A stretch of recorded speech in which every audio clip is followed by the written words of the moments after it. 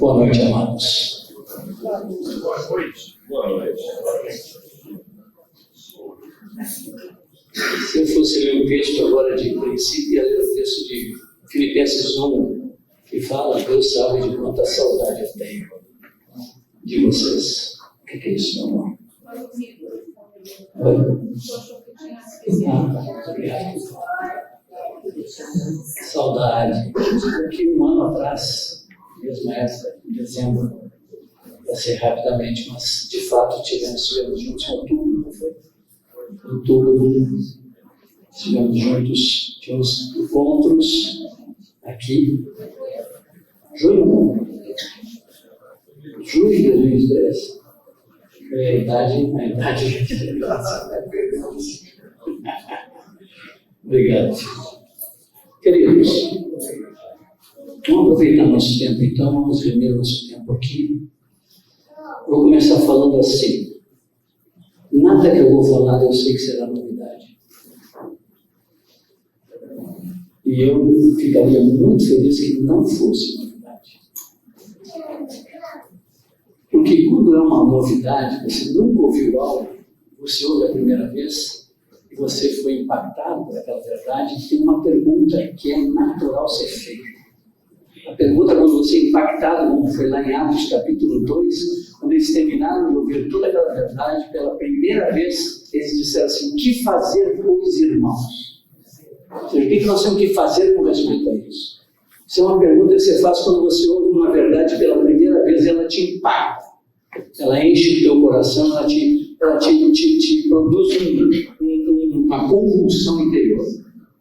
Mas, quando você já ouviu a verdade, 1, 2, 3, 4, 5 ou mais vezes, tem 2 perguntas que são importantes ser feitas.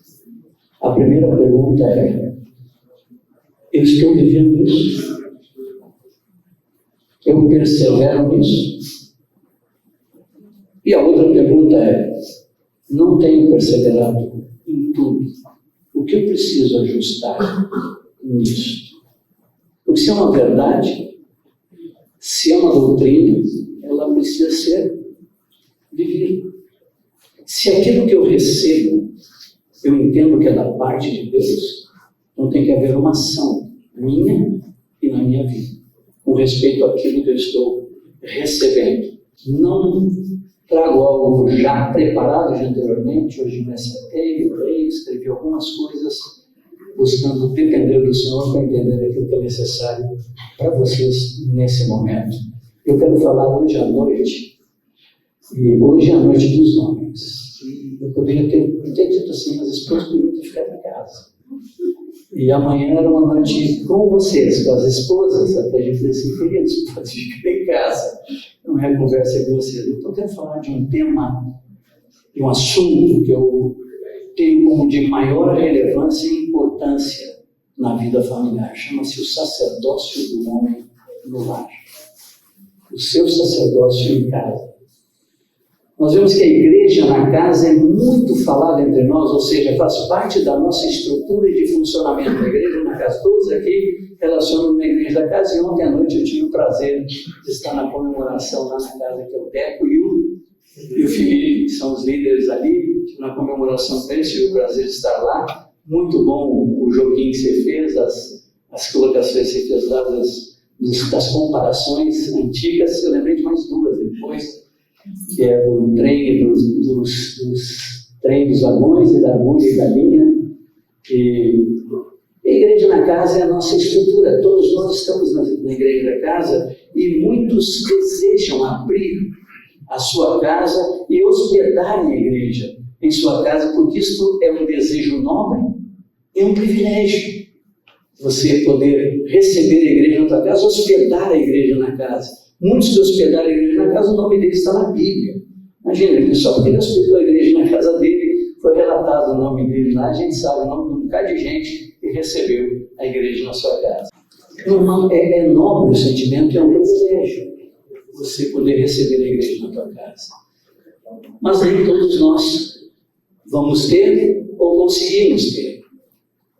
Mas, já faz um tempo eu falo isso, desde 2016. Na verdade, acho que desde 2012, mas 2016 eu comecei a pregar sobre isso, a proclamar sobre isso, a falar isso. Às vezes nós não percebemos que nós temos uma igreja vivendo na nossa casa. Mas às vezes, não sei, nós não percebemos que temos uma igreja vivendo em nossa casa.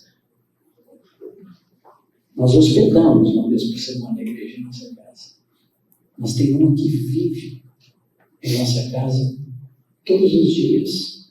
Porque o Senhor disse que onde tiver 2 ou 3, Ele está, a igreja está. E no mínimo aqui, quem não tem filho, pelo menos são 2. Então diz que 2 já servia. Então 2 é uma igreja que já está naquela casa, uma igreja que vive naquela casa, está vivendo junto, estão ali. E ali tem uma igreja que vive na casa, e aqui entra o sacerdócio do homem. Aqui entra para mim a grande responsabilidade do cabeça. Aqui entra a grande responsabilidade daquele que Deus deu uma missão para estabelecer na sua casa aquilo que Deus quer. Então a missão que Deus deu para mim, deu para o homem, deu para cada um daqueles que é o cabeça sobre a sua casa. E lá atrás tem um exemplo que eu acho que a primeira vez que eu dei esse exemplo foi aqui mesmo, num retiro de casais que nós tivemos. Deus deu uma missão para o homem. E Deus deu uma missão para Jonas. Lembra de Jonas? Lá, o Jonas na Bíblia, o profeta Jonas. Jonas recebeu uma missão de Deus. E diz que Jonas se dispôs. Imediatamente que ele recebeu a missão que Deus deu para ele, ele se dispôs a fugir. A fugir. Ele disse: eu não vou cumprir essa missão. Eu não vou cumprir isso. E ele disse: eu vou fugir de Deus. E Jonas pensava na sua mente que ele podia fugir de Deus, e que ao fugir de Deus para outros lugares, Deus não ia fazer com que cumprisse a missão que Deus deu para ele. Então ele sai, pega um barco, vai, entra no barco. Vocês não vou contar um pouquinho da história. Vai no barco para poder fazer aplicações. Ele vai no barco, começa a ter uma tempestade, a tempestade vem sobre o barco, o capitão se desespera, a tripulação se desespera, todo mundo entra numa comoção, porque a morte está à beira, porque está balançando demais, a tempestade é grande. Os barcos naquela época não eram tão preparados para tempestades fortes. E quem está dormindo? Jonas. Primeiro foge, não vou cumprir o que Deus quer. Depois está todo mundo apavorado, ele está dormindo. O capitão estranho, você está dormindo. Mas porque isso aí está concentrado. Minha culpa. Aí o capitão disse: não, peraí, não me joga no mar, olha só. O cara não quer cumprir o propósito de Deus, não quer cumprir a missão, me joga no mar, pode me jogar, eu morro, mas eu não cumpro essa missão que Deus me deu, eu não vou cumprir, eu não estou afim de fazer isso. Só que ele não percebe que quando ele não cumpre aquilo que Deus quer, pessoas sofrem danos em sua volta. O capitão, os tripulantes, toda a tripulação, todos estão sofrendo danos porque ele estava fugindo de cumprir a sua missão, fugindo de cumprir o propósito que Deus lhe estabeleceu. E no final jogam ali, então é você mesmo, e jogam no mar. Ele diz: agora estou livre. Eu prefiro morrer do que cumprir este propósito que Deus me deu, de cumprir esta missão que Deus me deu. Bom, com essa história, o peixe, tá, ele fica na barriga do peixe, lá 13 dias, já está esperando a morte chegar. E aquela musiquinha do outro lado, aquele demoniado, estava lá ele esperando a morte chegar, na barriga do peixe, o que o peixe era, e de repente ele vê que Deus não vai permitir. Deus não desiste do seu propósito. Deus não desiste, ele não muda. Ele continua esperando. Quando ele vê que não vai morrer, ele grita dentro do peixe. Ele clama, ele suplica então para Deus tirá-lo dali. Eu assino. E Deus tira, a gente sabe a história, Deus tira ele de lá. Eu brinco que ele foi o que iniciou toda essa franquia de sushi, sashimi, Jonas. Bom, ele é lançado na terra já pertinho de onde era a missão, Deus já mandou um peixinho, vai para lá, porque ele vai assinar, ele vai sair. Ele vai cumprir o que eu quero. Ele vai fazer isso.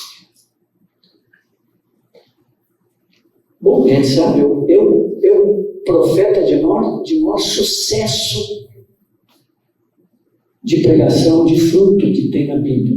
Ele prega uma única vez, se converte em 125 mil pessoas. E os burros e os animais estavam lá jogaram cinza nos burros, tudo em jejum. Até os animais. Quando ele resolveu cumprir a missão que Deus lhe deu, porque Deus, quando dá a missão, ele capacita para cumpri-la. E Deus nos deu uma missão. Deus nos deu uma missão.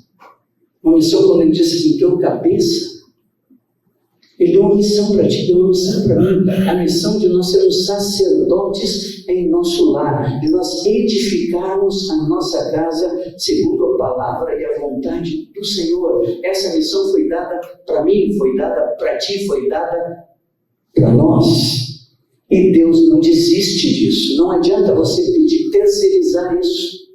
Ah, você terceira, não, eu vou terceirizar meu discipulador, aconselho. Não, meu pastor vem aqui e resolve. Não tem. Quanto mais gente tentar ajudar, pior vai ficar a situação, porque ele quer que tu resolva, assuma o teu papel, assuma a tua missão e resolva o teu PO.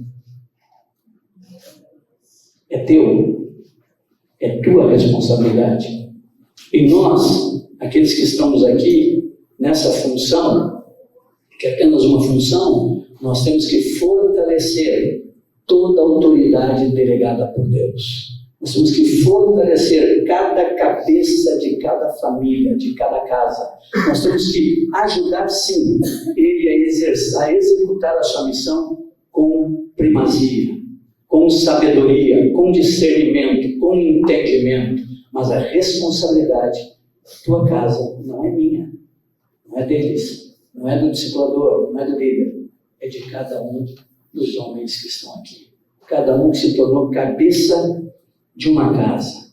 Qual foi a missão, então, que Deus te deu? 3 coisas Deus falou para o homem. Seja rei, sacerdote e profeta de tua casa. Rei, para tomar as decisões e dirigir a sua família. É triste ver quando o homem é omisso, quando o homem se omite e deixa a mulher se sobrecarregar. É triste ver. Brincadeiras nós fazemos, e toda hora eu vejo memes no Instagram de situações assim, e a gente até dá risada. Esses dias eu vi uns irmãos que iam fazer uma confraternização num lugar, e um deles disse assim, surgiu um imprevisto no WhatsApp. Eu não vou poder ir. Aí o outro colocou uma fotografiazinha assim, um homem de joelho, uma colherinha, uma mulher segurando uma colherinha na mão. Aí se ofendeu, não foi uma brincadeira boa também, eu fiquei sabendo. Mas o que acontece? Essas brincadeiras entram por quê? Porque tem 2 situações que acontecem. O homem se omite muitas vezes, ou terceiriza. Então esses danos vão acontecendo dentro da casa. Descompensa tudo. O balance sai do lugar. As coisas não estão. Aí descompensa tudo. Arranca tudo do lugar. Porque o homem se omite. O homem se desgasta muito, trabalha bastante, a mulher também. Mas tem um papel que ele deu para você, de tomar as decisões e dirigir sua família. Você tem que dar o norte para a tua casa sempre. A responsabilidade de dar o norte, de dizer para onde vai, o que vai acontecer, como vão ser as coisas, é do homem. E ele tem que assumir, porque esse foi o papel que Deus lhe deu, foi a missão que Deus lhe deu. Também é para buscar a Deus e discernir a sua vontade. Ele é rei não para botar o seu desejo, aquilo que eu quero, os seus caprichos, não. Ele é rei para tomar as decisões segundo a vontade de Deus, para que a vontade de Deus se cumpra em sua casa. Então esse homem precisa ter uma comunhão intensa com Deus, precisa ter muito relacionamento íntimo no quarto, fechada a porta, ele e Deus, para dirigir sua família, para direcionar sua casa, para saber para onde Deus quer que ele a conduza. Isso é ser rei. É um aspecto. Outro aspecto é ser sacerdote, para apresentar a sua família diante de Deus, para interceder, para suplicar, para clamar, para pedir, para jejuar por alvos que estão estabelecidos, coisas que ele quer atingir, situações em sua amada que ele vê se repetindo e que ele já falou, já disse, já orientou, mas não tem mudança. Tem que ir para o joelho, tem que ir para o jejum, porque é Deus interferindo sobre aquilo para mudar aquela situação. E algumas situações entre nós, elas se perpetuam. Elas são recorrentes. Elas vão e voltam, elas vão e voltam, elas vão e voltam. Porque nós não vamos a fundo na situação e não assumimos a nossa missão de resolver aquilo. E aquilo não permanecer. Então o sacerdote, eu cansei de ouvir, de ver em livrarias, você vê assim, mulheres que oram, mulheres que jejuam, mulheres não sei o que, mas cadê os homens? Esse é o meu papel, o teu papel. O sacerdote é aquele que intercede diante de Deus, é aquele que clama por sua casa, clama por sua esposa, clama por seus filhos, clama pelas situações, clama pelo que precisa, busca o suprimento em Deus.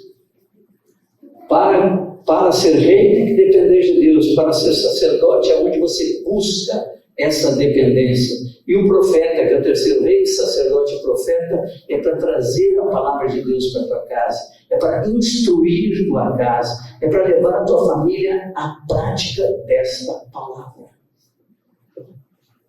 Não é um líder, não é a discipuladora, não é o discipulador, sou eu e você. A responsabilidade da tua casa é tua, não é minha. É tua. Você é o sacerdote, você é o profeta, você é o rei, você é o cabeça estabelecido por Deus ali. E a bênção dele vem através de você, ele abençoa a tua casa pela autoridade delegada que ele estabeleceu.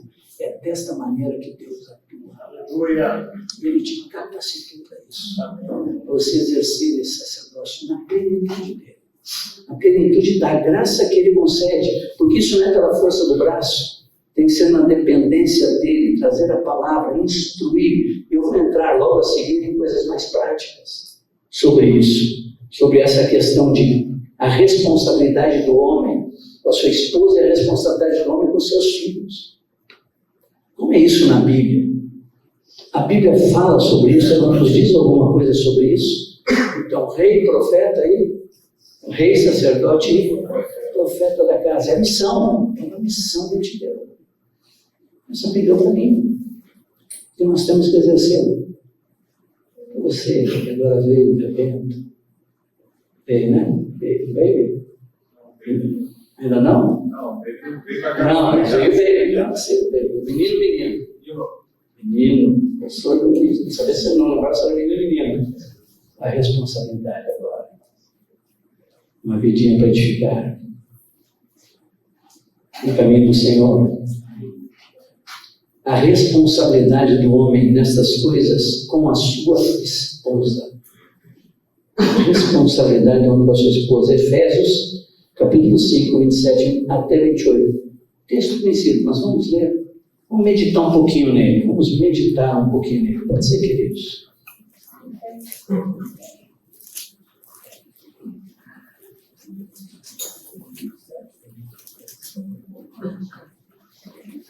A responsabilidade do homem, do cabeça com a sua esposa, do marido com a sua esposa, Efésios 5, 25 a 28.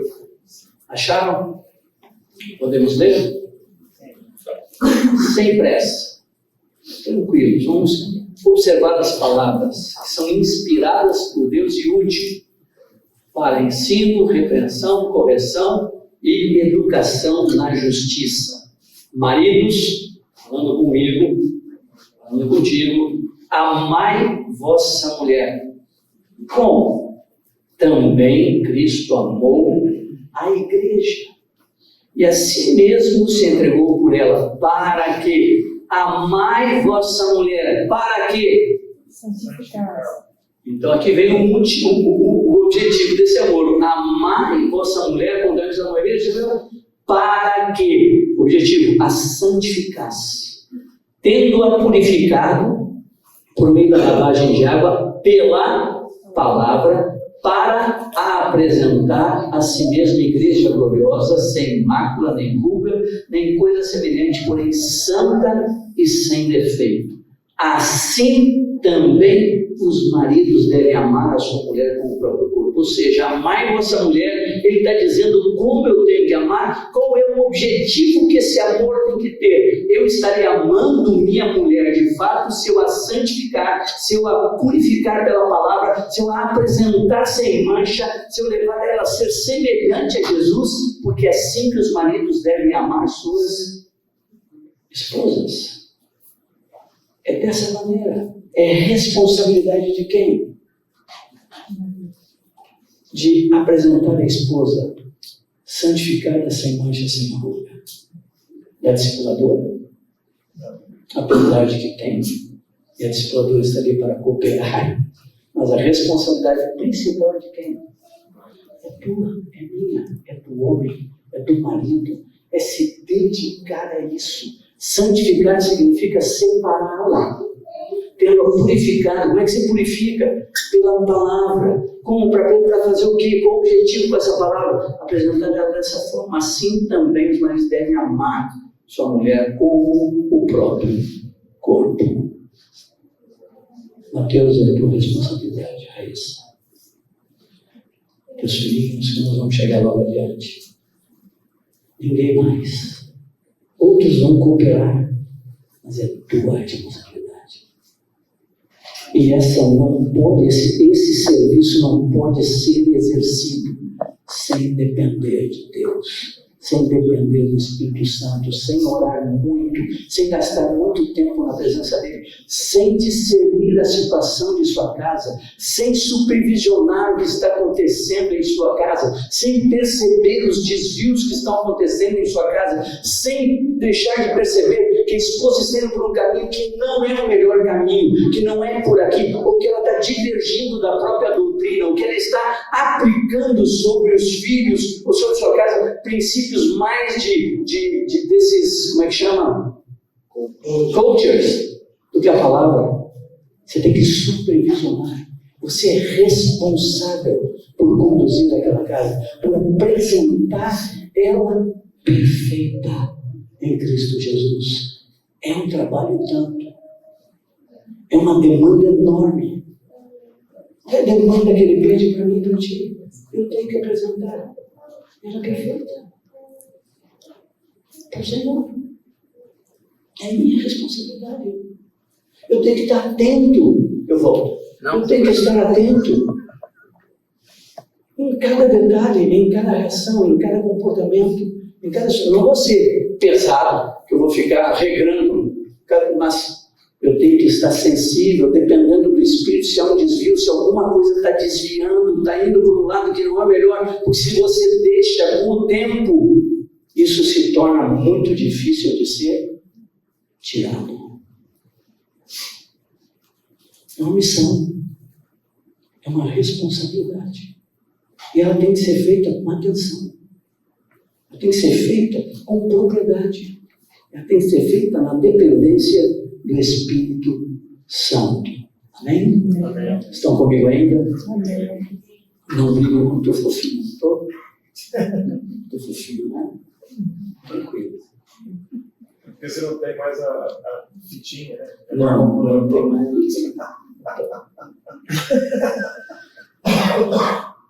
a responsabilidade do homem com a esposa. Ok? Gravado, guardado. E é bom que a esposa escute, porque ele tem que estar cooperando com isso. Na Haiti, dois tem a cooperação das irmãs mais maduras que ajudam, mas a responsabilidade é tua. Eu nem quis usar o texto de 1 Coríntios 14, que começa no 11, né? Paulo começa com a mulher no 11 e termina com a mulher no 14. Desculpe a figura de linguagem. Mas ele termina no 14 mesmo com a mulher. Né? É forte. Nos dias de hoje você vai vai sair da Bíblia, pode ter certeza que um dia da Bíblia é isso. Calada. A palavra é laléu. Laléu significa no grego assim, nem um pio.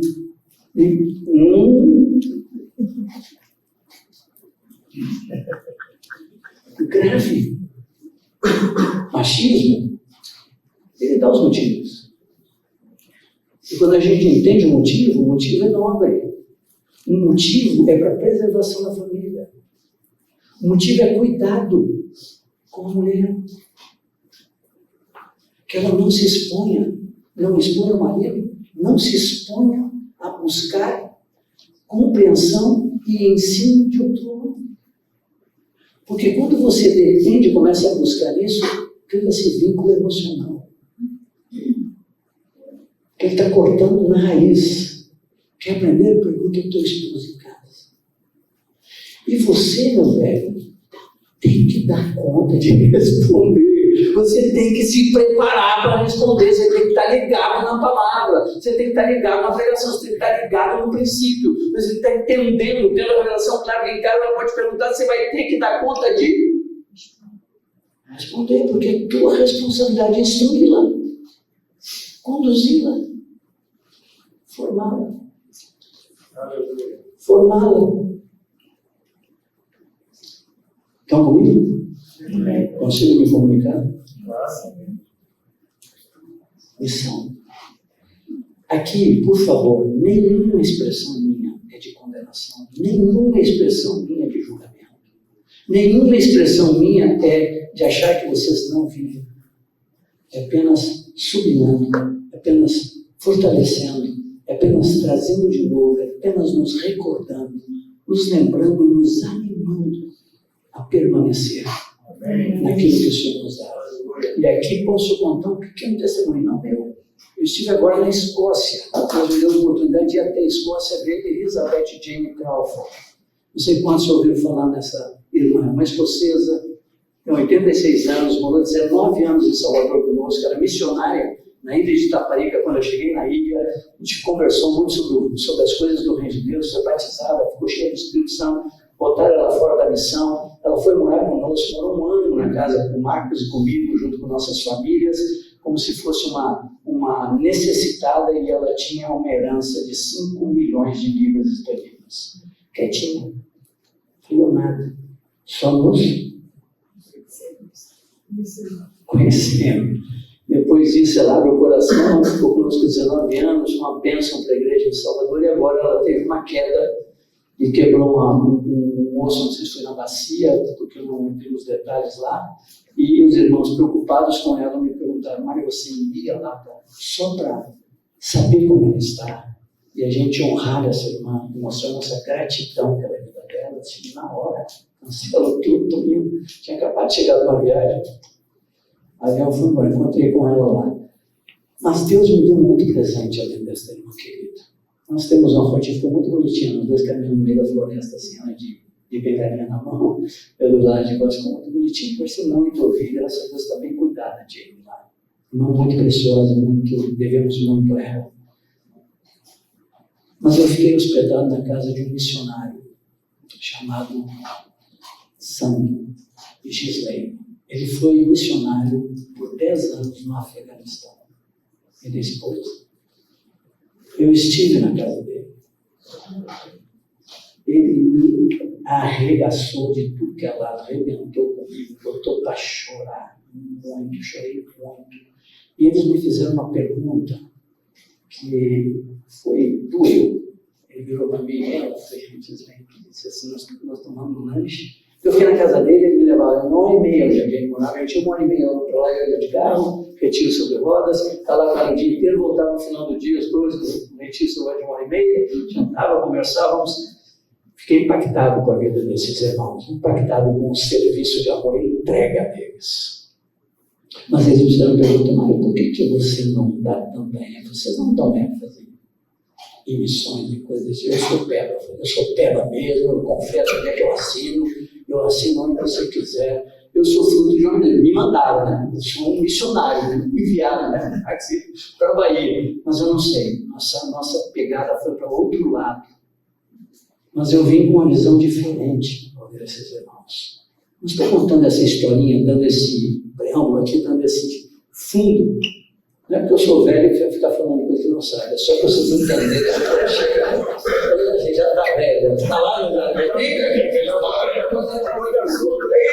de assunto, já está daqui a pouco está lá em Afeganistão, está lá. Eu sei onde eu estou indo. Por que eu estou trazendo isso? Para vocês terem um pano de fundo para entender o que ele disse. Porque quando você entende a história um pouquinho da pessoa, a expressão que ela usa toma um valor diferente. E ele virou para mim e disse, Mário, eu cresci ouvindo vocês.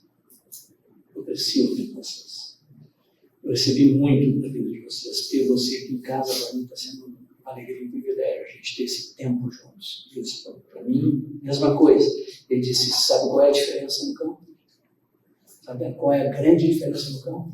Porque eles agora fizeram uma casa com 6 suítes onde eles recebem missionários detonados, que estão sofrendo muito, eles recebem lá, hospedam, moram com eles, ministram sobre eles, enfim, acolhem. Ele disse, a diferença é a base familiar que vocês nos deram. A base familiar que nós recebemos não se encontra em lugar nenhum. Não se encontra aplicação, não se encontra levar a gente para viver de fato. A maioria vem detonada familiar, porque não tem a base. É isso que eu tento passar para eles. Essa base. Por que eu estou dizendo isso? Porque Deus nos tem dado isso.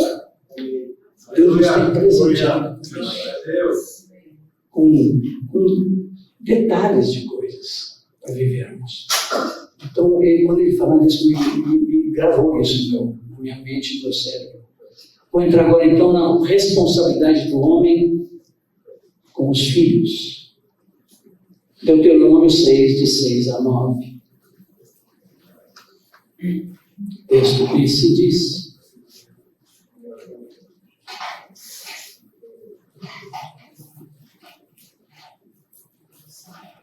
pertinho do filho.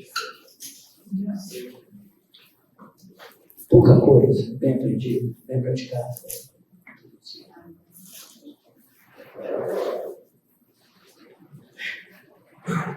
Acharam, queridos? Podemos ler?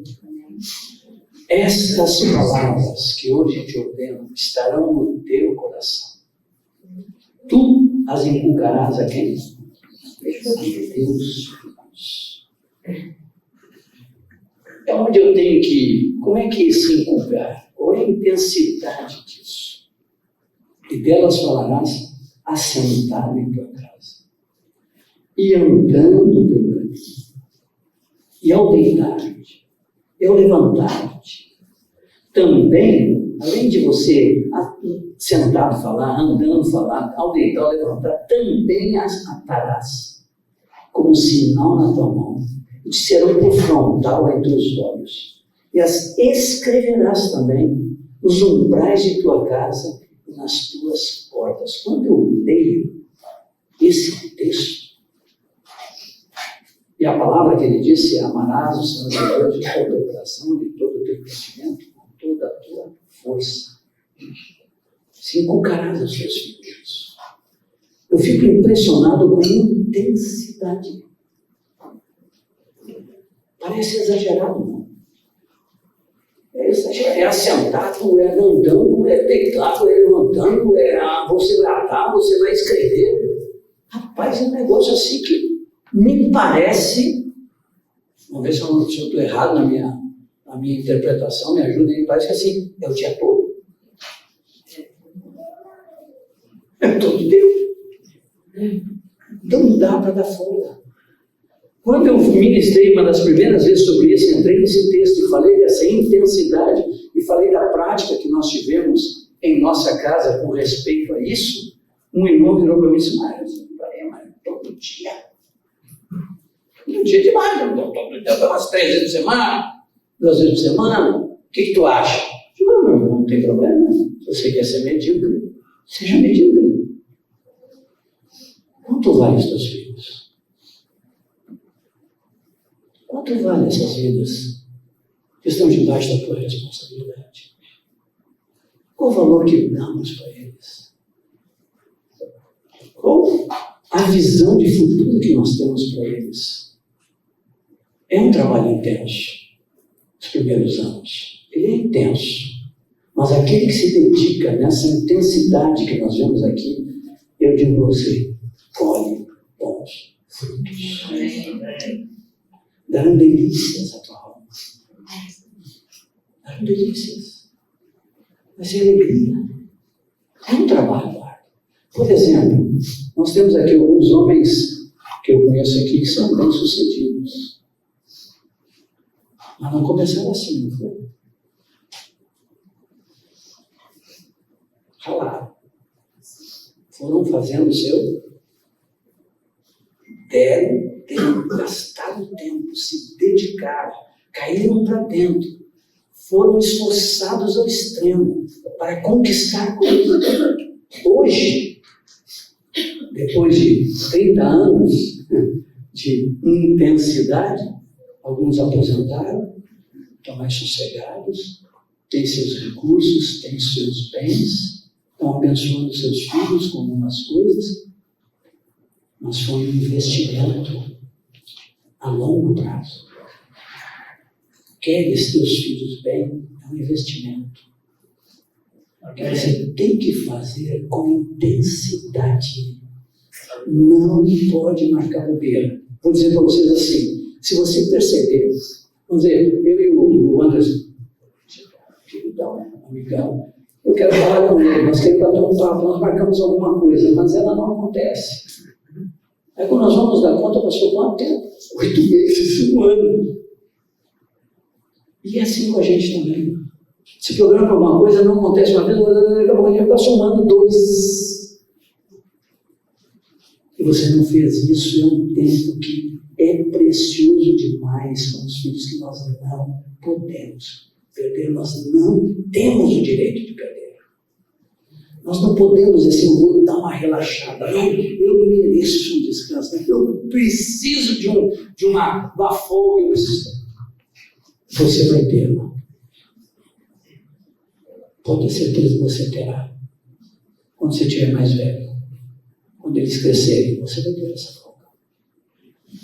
Eles bem cuidados, bem conduzidos, bem formados, bem treinados, eles darão retorno. Eles cuidarão de cada um. Eles darão o retorno necessário. Eu estou com um dilema na minha família, que os meus genros já não falando que eu estou fazendo mais morto do que vivo. Eu estou preocupado. Estou orando por alguma coisa que vai acontecer nesse negócio. Eles que assinaram mais viva do que morre vazio. Não do que vive.